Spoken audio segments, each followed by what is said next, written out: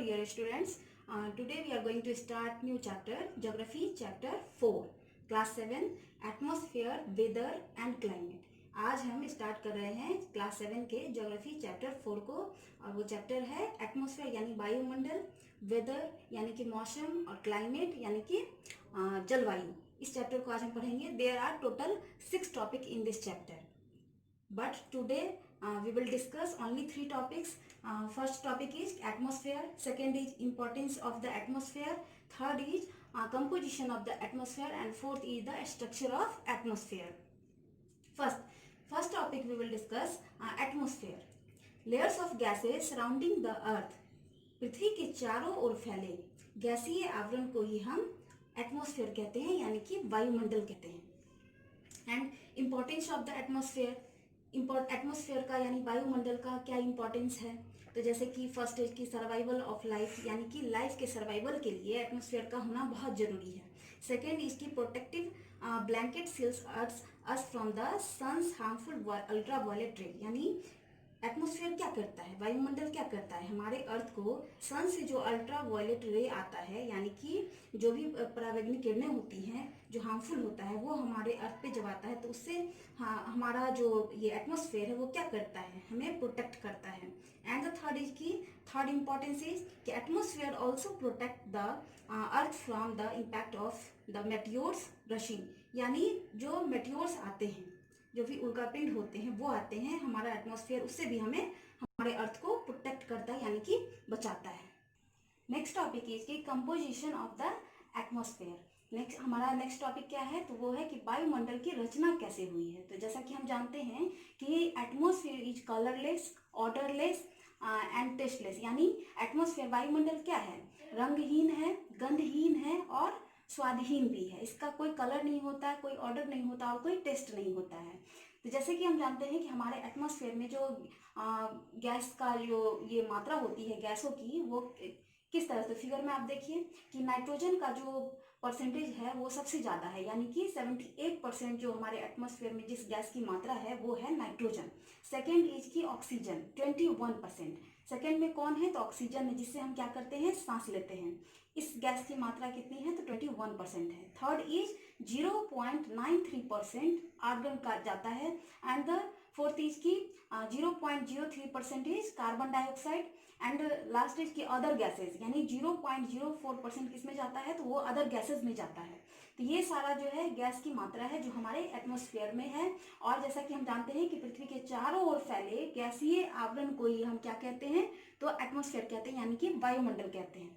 Next अब है यहाँ पे कि ये नाइट्रोजन का क्या ये है, इसका फीचर क्या है. जैसे कि nitrogen is abundant gas.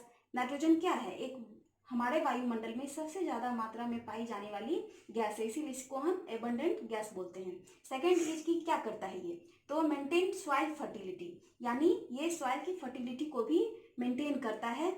And the third is की growth of plants and animals. और तीसरा ये कौन सा काम करता है, तो वो प्लांट्स और एनिमल्स के ग्रोथ के लिए नाइट्रोजन का होना बहुत जरूरी है, ये उसमें हेल्प करता है. सेकेंड इज की ऑक्सीजन. ऑक्सीजन क्यों जरूरी है, ऑक्सीजन हमें सांस लेने के लिए जरूरी है, सर्वाइवल के लिए जरूरी है. जैसे कि सर्वाइवल ऑफ लिविंग बींग्स, यानी किसी भी लिविंग बींग्स के लिए ऑक्सीजन का होना उसके सर्वाइवल के लिए बहुत जरूरी है. सेकेंड इज की रेस्पिरेशन, यानी श्वसन के लिए भी जरूरी है, हमें ऑक्सीजन एटमॉस्फेयर की जरूरत होती है, ऑक्सीजन की जरूरत है रेस्पिरेशन के लिए. नेक्स्ट इज की कार्बन डाइऑक्साइड. कार्बन डाइऑक्साइड का क्या काम है, तो कार्बन डाइऑक्साइड का एटमॉस्फेयर में कितना परसेंटेज है, वो है 0.03%. इसका क्या मेन फीचर है, तो सर्वाइवल ऑफ प्लांट, यानी प्लांट की सर्वाइवल के लिए कार्बन डाइऑक्साइड का होना बहुत जरूरी है. सेकेंड इसके green plants produce their own food by the process of photosynthesis. Green plants क्या करते हैं, ग्रीन प्लांट जो हैं वो अपना खाना खुद ही प्रोड्यूस करते हैं, किसकी मदद से, तो फोटोसिंथेसिस की मदद से. वो किसी से हेल्प नहीं लेते हैं, वो खुद से अपने खाना को बनाते हैं, यानी कि प्रोड्यूस करते हैं. नेक्स्ट टॉपिक इज की स्ट्रक्चर ऑफ द एटमॉस्फेयर, यानी वायुमंडल की संरचना कैसे हुई है.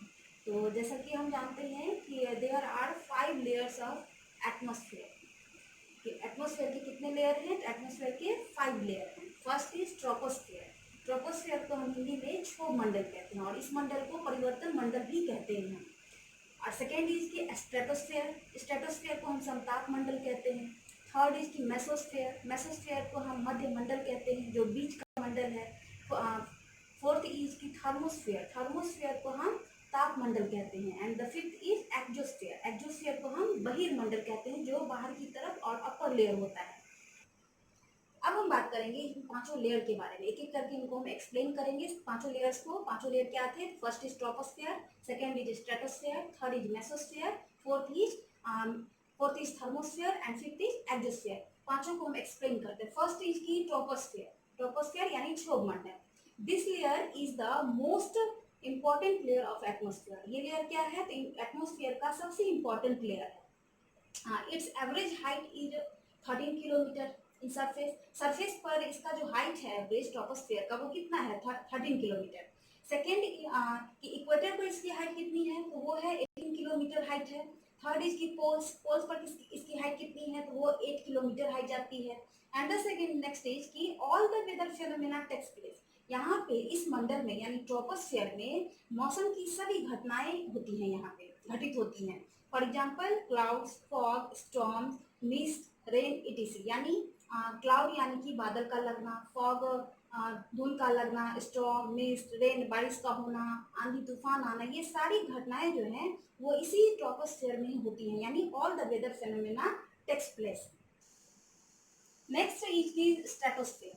स्ट्रेटोस्फेयर को हिंदी में हम क्या कहते हैं? तो समताप मंडल कहते हैं। Above the troposphere, above the troposphere lies the stratosphere. It extends up to height of 50 kilometre. यानी ये ट्रोपोस्फेयर के ऊपर का हाइट है, ऊपर का लेयर है। इसका हाइट कितना है? तो वो है 50 kilometre. And the second is की काम लेयर। ये क्या है? स्ट्रेटोस्फेयर इज द काम लेयर। ये बहुत ही शांत लेयर है, एकदम शांत रहता है। इसमें किसी भी तरह की वेदर फेनोमेनाएं नहीं होती हैं, मौसमी घटनाएं नहीं होती हैं। Free of the winds and weather phenomena. यानी ये क्या होता है? विंड्स और वेदर फेनोमेना से पूरी तरह से ये जो स्ट्रेटोस्फेयर है वो फ्री होता है। इसमें किसी भी तरह की मौसमी घटनाएं नहीं होती, यानी कि clouds, fogs, storm, mist, rain, ये सभी घटनाएं इस मंडल में नहीं होती हैं।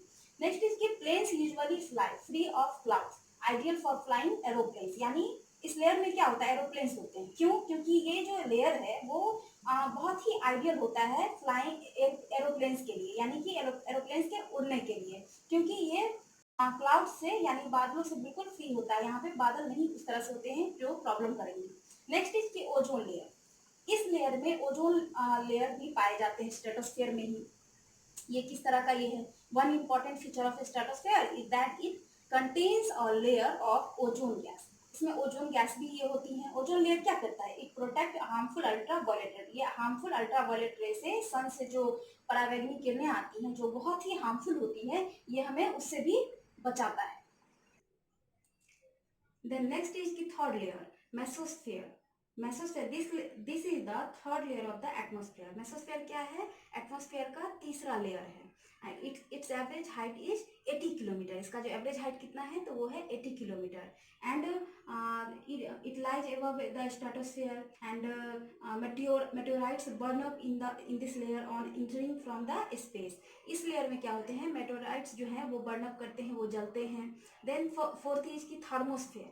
Thermosphere its average height is 80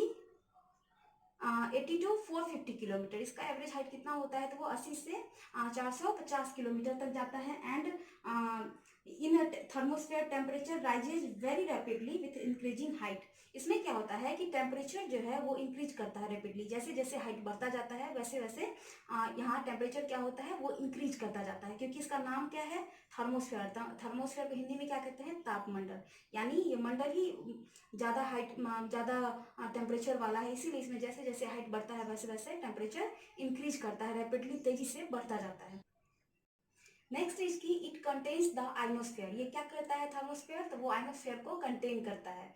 then की रेडियो वेव्स फॉर कम्युनिकेशन। इसमें फिर क्या है कि कम्युनिकेशन के लिए रेडियो वेव्स होते हैं, यानी कि रेडियो तरंगे होती हैं, इसी लेयर्स में होती हैं। Last layer is exosphere. Exosphere को हिंदी में हम क्या कहते हैं? बहिर्मंडल, जो बाहरी मंडल है। And the uppermost layer of the atmosphere is known as the exosphere. यानी एटमोस्फेयर का जो सबसे ऊपर का लेयर है, अपर मोस्ट लेयर है, उसी को हम एक्जोस्फेयर कहते हैं, बाहरी मंडल। इसका नाम ही है बाहरी मंडल, जो ऊपर की तरफ है। This layer has very thin air. इस लेयर में क्या होते हैं तो बहुत ही थिन एयर होते हैं। And light gases like helium, hydrogen, इस एयर में क्या होते हैं, लाइट गैसेस जो हैं वो हीलियम और हाइड्रोजन पाए जाते हैं, जो कि फ्लोट करते रहते हैं, तैरते रहते हैं। And average height is 450 to 900 kilometre. इसका एवरेज हाइट कितना है तो वो 450 से 900 किलोमीटर तक जाता है, और ये सबसे ऊपर का है। तो आप फिगर से भी समझ सकते हैं कि ये मान लेते हैं हम, ये हमारा अर्थ है, और अर्थ के सबसे नीचे का जो लेयर है ट्रोपोस्फेयर, जो अर्थ के सरफेस से स्टार्ट होता है, यानी ये अर्थ है तो ये अर्थ का सरफेस है, और यहीं से हमारे सारे लेयर्स जो हैं वो स्टार्ट होते हैं। हमारा एटमॉस्फेयर जो है वो पृथ्वी के चारों तरफ फैला हुआ है, एक गैसीय आवरण है।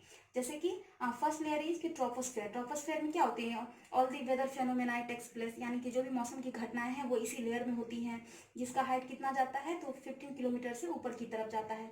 And the second layer is के ट्रोपोस्फेयर। सेकेंड वो उसमें क्या है खास बात, वो सेकेंड इज स्ट्रेटोस्फेयर। स्ट्रेटोस्फेयर में क्या है तो वो है कि ओजोन लेयर इस लेयर में पाया जाता है, यानी समताप मंडल में क्या पाया जाता है, ओजोन लेयर पाया जाता है। इसका हाइट कितना जाता है तो वो 50 किलोमीटर तक जाता है। और इसमें ये लेयर क्या होता है, इसमें एरोप्लेन्स जो है वो फ्लाई करते हैं, क्योंकि यहाँ पे फ्री ऑफ क्लाउड्स, यानी क्लाउड से पूरी तरह से फ्री होता है, इसीलिए यहाँ पे एरोप्लेन्स उड़ते हैं। एंड थर्ड इज की मेसोस्फेयर। थर्ड लेयर क्या है तो मेसोस्फेयर, इसको हम बोलते हैं मध्य मंडल, जो बीच का है, कि ट्रोपोस्फेयर, स्ट्रेटोस्फेयर और एक्सोस्फेयर, थर्मोस्फेयर के बीच में, इसीलिए इसको हम मेसोस्फेयर कहते हैं। और इसमें क्या होते हैं तो मेटेओराइट्स बर्न्स, यानी कि मेटेओराइट्स उल्का पिंड जो होते हैं वो बर्न करते हैं, और इसका हाइट कितना जाता है तो वो 80 किलोमीटर तक जाता है। And the fourth layer is की thermosphere. Thermo means temperature, heat, यानी थर्मो मीन्स क्या होता है ताप, इसको हम हिंदी में तापमंडल कहते हैं, और इसका थर्मो का मतलब होता है हीट होता है। देन इसमें क्या होते हैं तो रेडियो वेव्स होते हैं, और ये क्या करता है तो आयनोस्फेयर को कंटेन करता है, और इसमें रेडियो वेव्स कम्युनिकेशन होते हैं। इसका हाइट कितना जाता है तो वो 450 किलोमीटर तक जाता है। Fifth layer and last layer is exosphere. Exosphere Hindi में हम बहिर्मंडल कहते हैं, जो सबसे ऊपर का लेयर है, अपर मोस्ट लेयर कहा जाता है इसको। इसमें हल्की गैसेस जो हैं वो लाइट गैसेस यहाँ पे पाई जाती हैं, हीलियम एंड हाइड्रोजन, ये दोनों गैसें क्या हैं तो हल्की गैसें हैं, लाइट गैसेस हैं। इसका हाइट कितना जाता है तो वो 450 से 900 किलोमीटर तक जाता है। इसमें क्या होते हैं तो सैटेलाइट्स इसमें उड़ते हैं इस जगह पे। स्टूडेंट्स, अगर आपको ये वीडियो अच्छा लगा, समझ में आया, तो प्लीज़ आप लाइक करें, शेयर करें ज़्यादा से ज़्यादा, सब्सक्राइब करें, कमेंट करें। Thank you.